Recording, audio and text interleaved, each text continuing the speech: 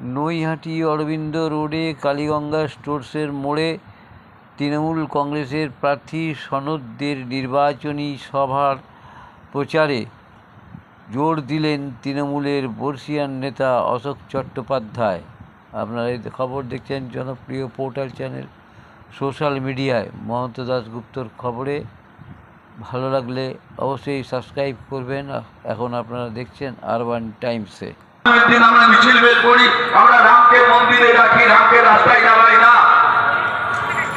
এখানে দেখছিলাম আমাদের প্রার্থী বড়মার একটা ছবি দিয়ে আর ছবি দিয়ে দিকে প্রচার করে বেড়াচ্ছে। বড়মার ছবিটা তিনি ব্যবহার করেছেন, আমি দেখলাম। লজ্জা করা উচিত।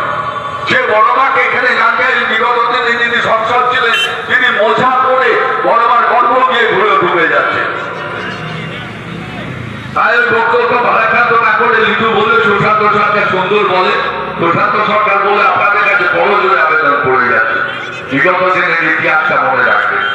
যারা বাংলা দখল করতে এসছে তারা বাংলা দখল, বাংলার কৃষ্টি জানে না, বাংলার সংস্কৃতি জানে না, বাংলার রবীন্দ্রনাথের জন্মস্থান জানে না, বাংলার বিবেকানন্দ জন্মস্থান জানে না, বাংলার মানে যারা ভূমিপুত্র তাদের ইতিহাস জানে না। তারা নজরুল, আমাদের কাজী নজরুল আপনি জানেন নাই, এক ঘন্টা থেকে হাতে হাতে রেখেছিল ব্রিটিশ সাম্রাজ্যবাদের পুলিশ এই নৈহাটি চেয়ারম্যান।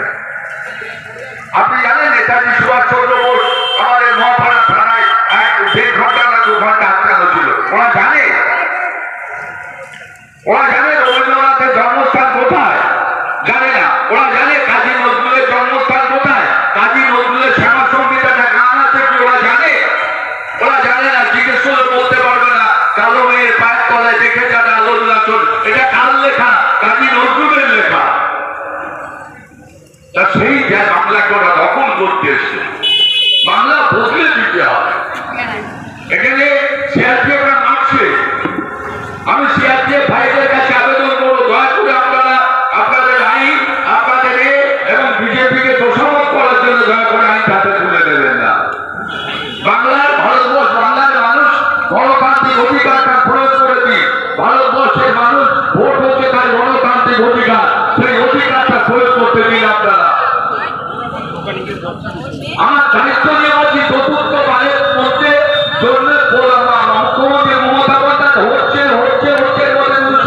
চতুর্থবারের মুখ্যমন্ত্রী মমতা বন্দ্যোপাধ্যায় হচ্ছে, এবং সেই মমতা বন্দ্যোপাধ্যায়কে চতুর্থবারের মুখ্যমন্ত্রী করার জন্য আমাদের নৈহাটি তো আমরা সবাই সত্যি একটা কথা গর্বের সঙ্গে বলতে পারি, আমাদের সংসদ নৈহাটির ভূমিপুত্র, আমাদের সনদ নৈহাটির ভূমিপুত্র, আমাদের সনদ নৈহাটি স্টেডিয়ামে সেলফোন করে 375টা বেড করে আমার পাঠ্যভূমিকে সাহায্য, নৈহাটি পৌরসভার সাহায্য নিয়ে প্রত্যেকটা মানুষকে বাতিল করলে সাহায্য করেছে।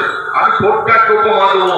এখানে উদয় ভট্টাচার্যের বাড়ি আছে, আমার মনে কিছুটা দূরে। আমার বন্ধু উদয় ভট্টাচার্য কমিউনিস্ট করে বামপন্থী আন্দোলনের পুরোধা বলা যেতে পারে, তার বাড়ি আছে। আমি তার বাড়ির ওখানে যখন তার পরিবারে আক্রান্ত হয় করোনা, আমি এসেছিলাম।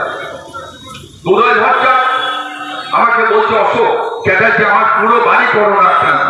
আর কোনো চিন্তা নেই। আমি গিয়ে দাঁড়ালাম, সনদকে ফোন করলাম, সনদ বললো তুমি তাড়াতাড়ি পাঠিয়ে দাও, এখানে কেবিনে আমরা উদয়টাকে রাখার ব্যবস্থা করছি, এবং সঙ্গে সঙ্গে পাঠিয়ে গিয়ে আমরা দেখে নিয়ে উদয় ভট্টাচার্য কমিউনিস্ট করে কিনা। আপনি আমার প্রত্যেকটি এই যুবসাথী অনলাইনে প্রত্যেকটি লোক অ্যাপ্লিকেশন করেছে এবং তার যুবসাথী প্রত্যেকটা টাকা ঢুকে গেছে। বর্তমান কিছু পোর্টাল বন্ধ আছে, নির্বাচনী নিরঙ্গলতায় আবারও তাদের যুবসাথী একটা দরখাস্ত করতে গেলে, একটা অনলাইনে চাকরি দরখাস্ত করতে গেলে তারা একটা খরচের দরকার আছে, সে খরচ মমতা বন্দ্যোপাধ্যায় হাতে তুলে দিচ্ছে। আজকে ভাবুন চাকরি কোথা থেকে দেবে? নেই তো। চাকরি দেওয়া দিতে পারেনি, চাকরি ডিগ্রিতে দিতে পারেনি, চাকরি মহারাষ্ট্রে দিতে পারেনি। বাংলায় এসে বলছে কত লক্ষ চাকরি দেবে নিতু? বাংলায় কত লক্ষ চাকরি দেবে? বাংলায় প্রচুর চাকরি দেবে। কোথায় চাকরি দেবে? বাংলায় কোথায়? হেল বিক্রি হয়ে গেছে। আপনি রেলে চাকরি যারা করে তাদের রিচার্জ করছে, পেনশন দিচ্ছে না, তাদের 1,000 টাকা দিয়ে রিচার্জমেন্ট করে দিচ্ছে, পোস্ট পুরো বিলুপ্ত করে দিচ্ছে। রেলে চাকরি নেই, হেল বেঁচে দিয়েছে, এয়ারপোর্ট বেঁচে দিয়েছে আম্বানি আদানির কাছে।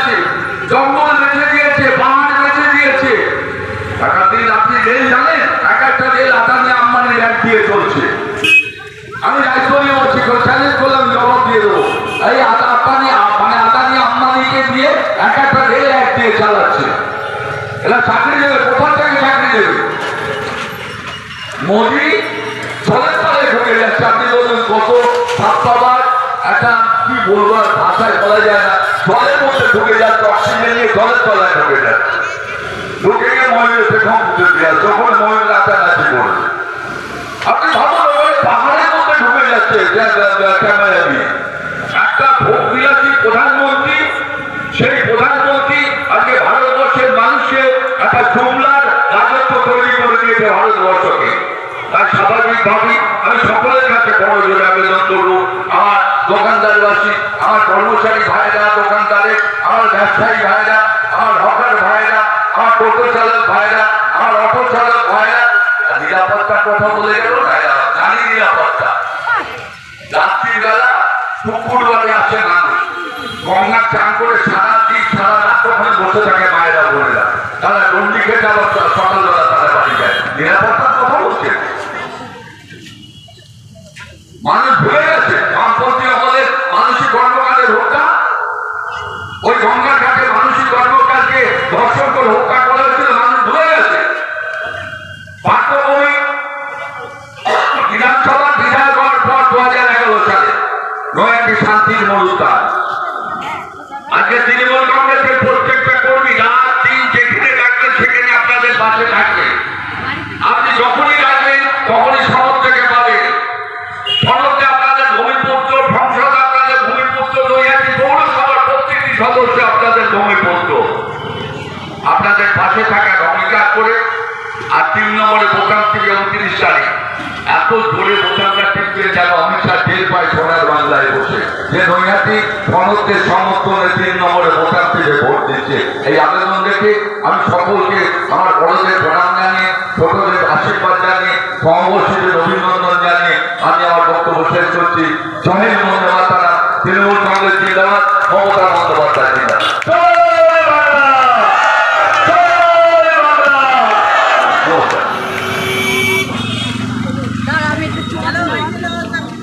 ধন্যবাদ মাননীয় পৌর প্রধান অশোক চট্টোপাধ্যায় মহাশয়কে তার মূল্যবান বক্তব্য রাখার জন্য। আজকে এখানে সভা হচ্ছে রবীন্দ্রের বুকে। আমার একটি কথা আমার মনে পড়ে গেল, সেটা অবশ্যই এখানে বলা দরকার, যেহেতু রবীন্দ্র রোডে মিটিং হচ্ছে। 2021 সালে 5,000 টাকা দিয়ে বললো মিষ্টি নিয়ে যা রবীন্দ্র রোডের দোকানে দিয়ে, প্রত্যেকটা দোকানে মিষ্টি দিবি। আমরা যখন মিষ্টিটা বিতরণ করছি, আমার মাইকের আওয়াজ সেই দোকানদার আজকে শুনছে। কোনো এক দোকানদার আমাদের হাত ধরে বলল, বিশ্বাস কর ভাই, আমরা ভাবিনি যে আজকে আমরা দোকান খুলতে পারবো, তৃণমূল কংগ্রেস ক্ষমতায় এসছে বলে আজকে আমরা দোকান খুলতে পারছি। আপনারা বলুন তো, একটা মানুষ ভালো খারাপ নিয়ে, একটা মানুষ, কোনো মানুষের সবকিছু ভালো হতে পারে না, আবার সবকিছু খারাপ হতে পারে না। বাড়িতে তো আমাদের মা রয়েছে, মায়ের উপরে অভিমান হলে মায়ের যে আসলে চাবিটা থাকে, সেই চাবিটাকে আমরা অন্য কারোর হাতে তুলে দিই না, মায়ের কাছেই রাখি। তাই সকলকে অনুরোধ করবো, দেখুন তৃণমূল কংগ্রেস একটা দল, তৃণমূল কংগ্রেসের কর্মীরা এরকম, আপনি 1000 টাকা দেওয়ার পরেও আপনার বাড়িতে স্বাস্থ্যসাথী কার্ড পৌঁছে দেবে, বাড়িতে কন্যাশ্রী পৌঁছে দেবে। আমরা চোখে দেখছি এই অঞ্চলে যিনি সভাপতি আব্দুল্লাহ দিগম্বর ঘোষ যখন আমফান এসছেন, যে হাফ প্যান্ট পরে বৃষ্টিতে ভিড় দিয়ে ব্যবহার করা মানুষদের পাশে লাগিয়েছে। এবার আপনাদের বিচার করতে হবে আগামী দিনে রাজনীতি আপনারা কাকে পাবেন, যারা শুধু পরিযায়ী পাখির মতো নির্বাচনের সময় আসে, বলে উত্তরীয় করে বড় বড় ডায়লগ দেয়, তাদেরকে না ধারা 24টা মাস যারা আপনার পাশে থাকে, 12টা মাস যারা পাশে থাকে। যেহেতু অনেক রাত হয়েছে, আমাদের মধ্যে অত্যন্ত সুন্দর বক্তা রয়েছেন 4 নম্বর ওয়ার্ডের মাননীয় কাউন্সিলর সুশান্ত সরকার মহাশয়, এখন আপনাদের সামনে বক্তব্য রাখবেন। পথসভা চলছে, বক্তব্য খুব একটা দীর্ঘায়িত করবো না, 2-4টে কথা বলবো। 29 তারিখ নয়াটি বিধানসভা নির্বাচন, প্রার্থী সদস্যে ইভিএমের বোতাম নম্বর 3 নম্বর বোতামে সদস্যকে ভোট দিয়ে জয়যুক্ত করুন। এটা হচ্ছে দলের তরফ থেকে, আমার তরফ থেকে সাধারণ মানুষের কাছে আবেদন। আমার আগে বক্তব্য রেখেছেন নয়াটি পৌরসভার পৌর প্রধান মাননীয় অশোক চট্টোপাধ্যায় মহাশয়, বক্তব্য রেখেছেন সুদেশ না, আরো অনেক বক্তা এখানে বক্তব্য রেখে গেছেন এবং উপস্থিত আছেন লালটু বান্টি সঞ্চালনা করছেন এই ওয়ার্ডের পৌরপ্রতা সুধীরদা সহ তৃণমূল কংগ্রেসের অসংখ্য সৈনিক মামাটি মানুষ এবং ভাগ্যপুরী নৈহাটি অরবিন্দ রোডে সমস্ত দোকানদার বন্ধুদের আমার পক্ষ থেকে এবং নৈহাটি পৌরসভা এবং তৃণমূল কংগ্রেসের পক্ষ থেকে অভিনন্দন এবং প্রণাম জানিয়ে দু চারটি কথা বলব। সালটা 1905 সাল, ভারতবর্ষে রাজত্ব করছে ব্রিটিশ সরকার। ব্রিটিশ সাম্রাজ্যবাদ উপলব্ধি করেছিলেন যে সেই দিনকে বাঙালিকে মেরুদণ্ড না ভেঙে দিয়ে বাংলায় বা ভারতবর্ষে শাসন ব্যবস্থায় বেশি দিন থাকা যাবে না। এই বাঙালি মেরুদণ্ড ভাঙার চক্রান্ত করে 1905 সালে ব্রিটিশ সরকার ভারতবর্ষে চালু করলেন ডিভাইডেড অ্যান্ড রুল। তার মানে বাংলাকে ভেঙে টুকরো করে দাও। দেখুন মানুষগুলো চেঞ্জ হয়েছে, ছবিটা চিন্তা ভাবনা 2026 সাল। ব্রিটিশ সরকারের থেকেও ভয়ঙ্কর একটা সরকার ভারতবর্ষে রাখিয়ে দিতে ভারতীয় জনতা পার্টি। তারা ভাবলেন এবং চিন্তা করে উপলব্ধি করতে পারলেন যে বাংলাকে যদি ভাগ করা না যায়, বাংলা যদি দখল করা না যায়, সংবিধানকে পরিবর্তন করা কোনো মতেই সম্ভব নয়। একমাত্র বাংলা যদি দখল করতে পারে তবেই ভারতবর্ষের সংবিধান, যেটা আমাকে আপনাকে বেঁচে থাকার অধিকার দিয়েছে, যেটা আপনাকে গণতান্ত্রিক উপায়ে ভোটদানের অধিকার দিয়েছে, আপনি সরকার তৈরি করতে পারেন, আপনি পৌরসভার পৌর প্রতিনিধি নির্বাচিত করতে পারেন, আপনি পঞ্চায়েতের প্রতিনিধি নির্বাচিত করতে পারেন। এই বাংলাকে ভাগ করার একটা চক্রান্ত শুরু করলেন বিজেপি সরকার। মাধ্যমটা সেদিকে ছিল বঙ্গভঙ্গ আন্দোলন।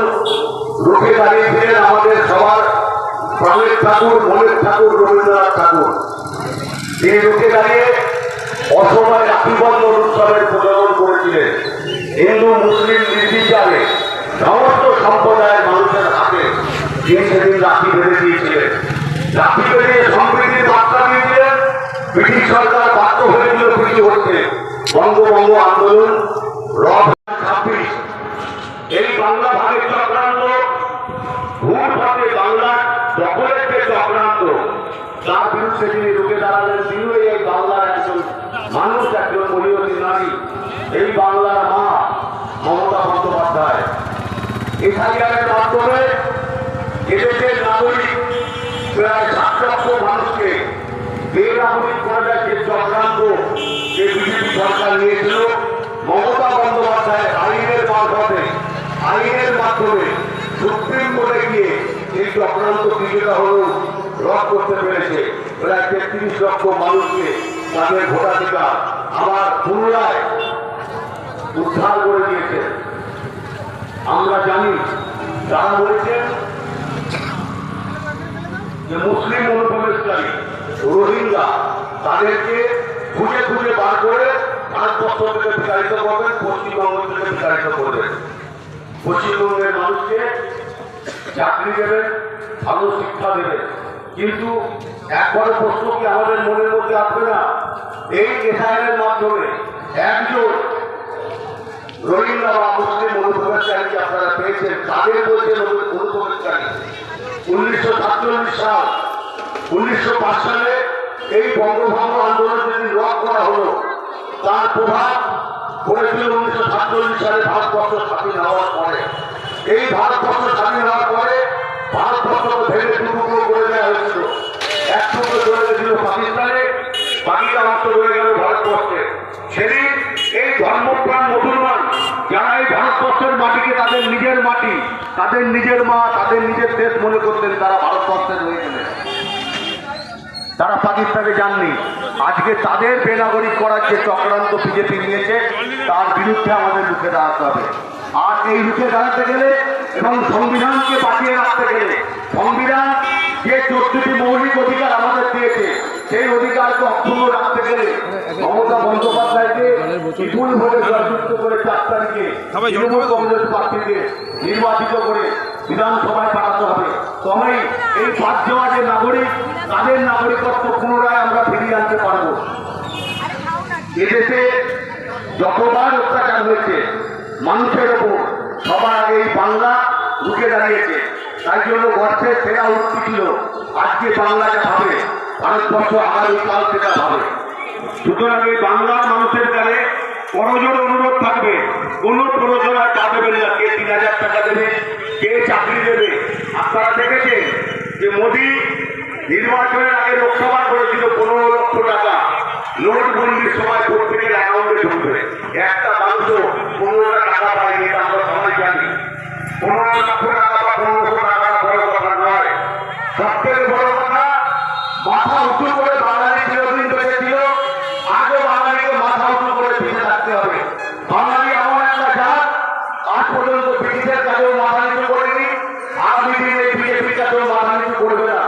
তাই সকলের কাছে স্বামীবন্ধ অনুরোধ থাকবে, নিজের মতামত সঠিকভাবে ঠিকভাবে উপলব্ধি করুন, সঠিক জায়গায় মতামত দিন। আপনি আপনার শিক্ষা, আপনি আমার সংস্কৃতি কে নিয়ে বেঁচে থাকুন। এই বাংলার শিক্ষা এবং সংস্কৃতি সারা ভারতবর্ষের কাছে পড়াতেন। এই বাংলার শিক্ষা এবং সংস্কৃতিতে বহিরাগতদের কাছে শিখিয়ে দেওয়ার কোন রকম মানসিকতা যেন আমাদের মধ্যে না আছে। বলছেন, তোমরা আমায় রক্ত দাও, আমি তোমাদের স্বাধীনতা দেবো। কে বলেছিলেন? স্বামী বিবেকানন্দ। সে যেটাই সুভাষচন্দ্র বসু এই 12 কোটি বাঙালির মননে থাকে, মনে থাকে, হৃদয়ে থাকে। আজকে তাকে অপমান করেছে এই যোগীরা। তিনি বুলডোজার বাবা নামে খ্যাত। বুলডোজার ভাঙার কাজে কাজে লাগে, বুলডোজার গড়ার কাজে লাগে না। এই বিজেপি সরকার শুধু ভাঙতে জানে, করতে জানে না। করতে আমরা জানি।